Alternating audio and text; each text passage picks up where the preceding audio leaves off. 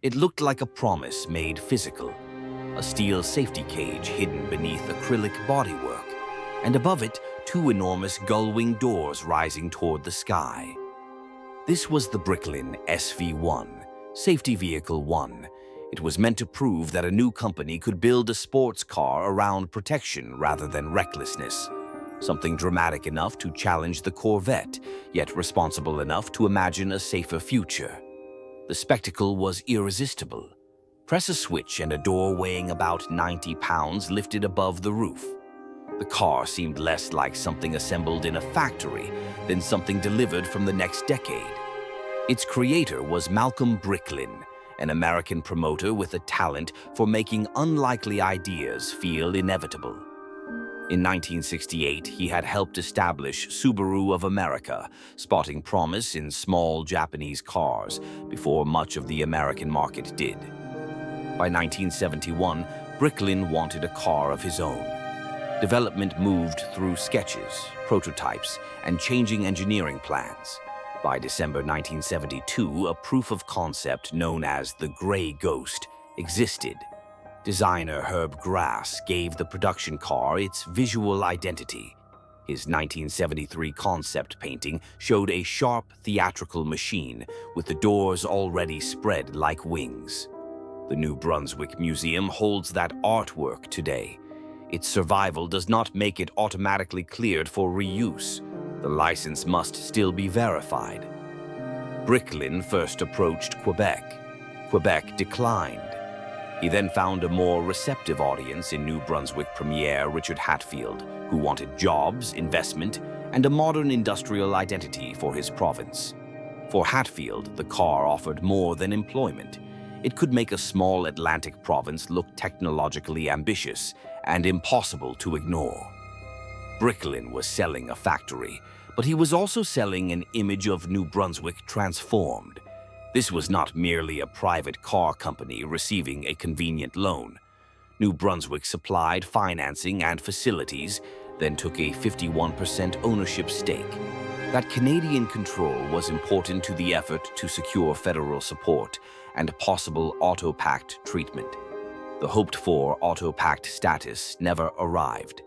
As Bricklin needed more money, the province's ownership eventually rose to 67%.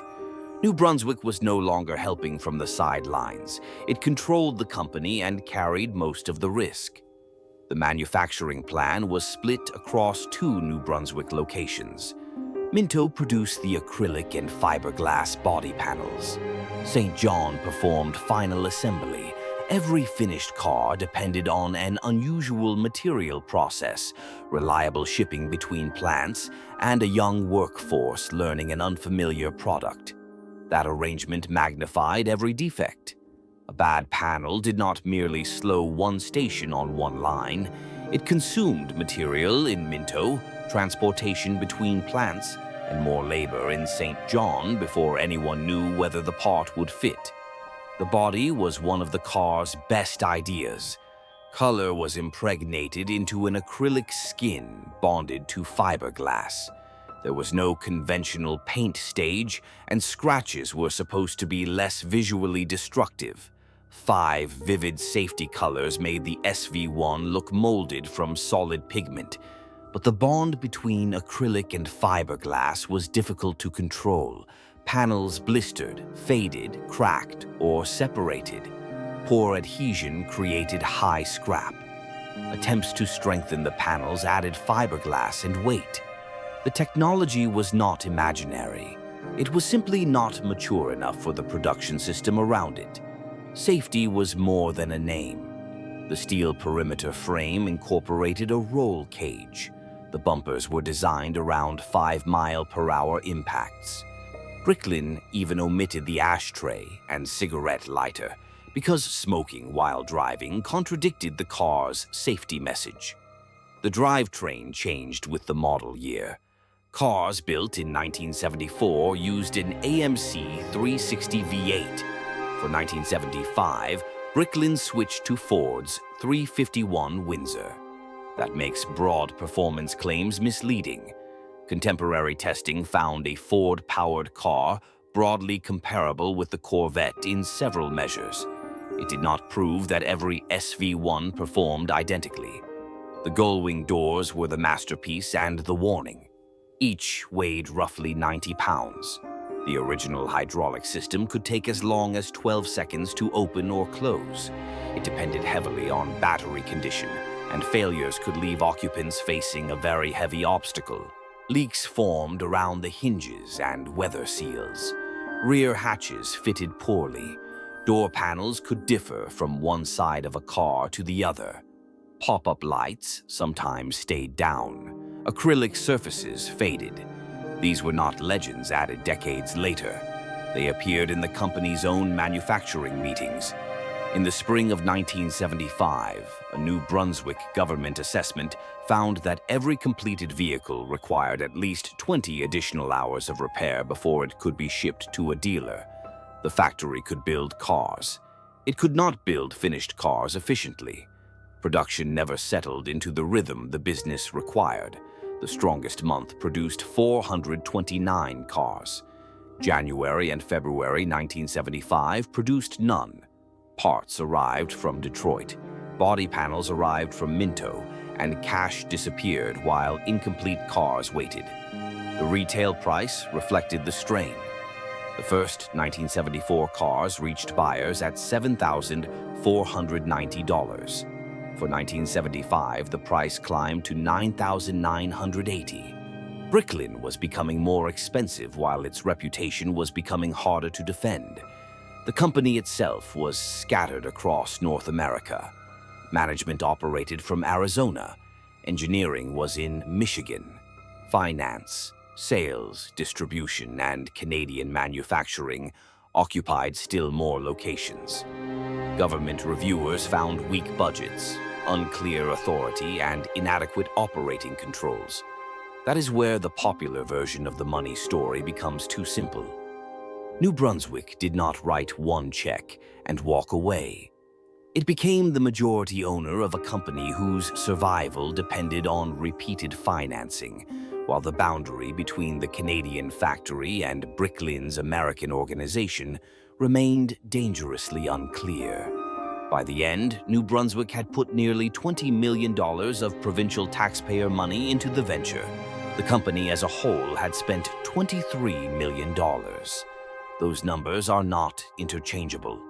Taxpayers did not supply the entire $23 million. Nearly $20 million was the provincial exposure.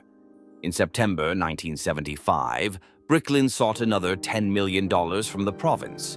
The government demanded credible outside recapitalization. Bricklin's proposal was rejected, and Hatfield ended further support. Without another public infusion, the company had no runway left. The company entered receivership. Hundreds of jobs were lost. The dream that was supposed to modernize New Brunswick became a warning about political prestige, inexperienced management, and the extraordinary cost of creating a car company from nothing. It also left the province with a more complicated legacy than one failed subsidy. New Brunswick had helped create a genuine automobile, 2 factories, and skilled industrial work. It had also assumed risks that private lenders increasingly refused to carry. But this was not a car the public had wholly rejected. Contemporary response was often enthusiastic, and cars reaching dealers were still finding buyers near the end. The failure was not that nobody noticed the SV-1. It was that admiration could not overcome the cost of building each one. Even the production total resists a clean number. The Mark Club generally accepts 2,854 cars. Other scholarly and reference histories say nearly, or just under, 3,000. The responsible range is roughly 2,850 to just under 3,000. The date range needs the same care. Normal production ran from mid-1974 until September 1975. A small number of unfinished cars already carried 1976 identification, and receiver-held or parts-built cars were completed later. 1976 was an aftermath, not a healthy third production year. Malcolm Bricklin continued. The Subaru Prelude remained evidence of his instinct for opportunity. Years later, Yugo would prove that his instinct for promotion had survived as well. Neither venture changes what happened in New Brunswick. They show that the promoter outlived the factory. The car survived differently. Bricklin International formed in 1976, bringing owners together to preserve, repair, and understand the machines. Canada later placed the SV-1 on a postage stamp and a commemorative coin. What had been a political embarrassment became an unmistakable piece of Canadian automotive history. Today, the slow doors are part of the theater. The acrylic colors still glow.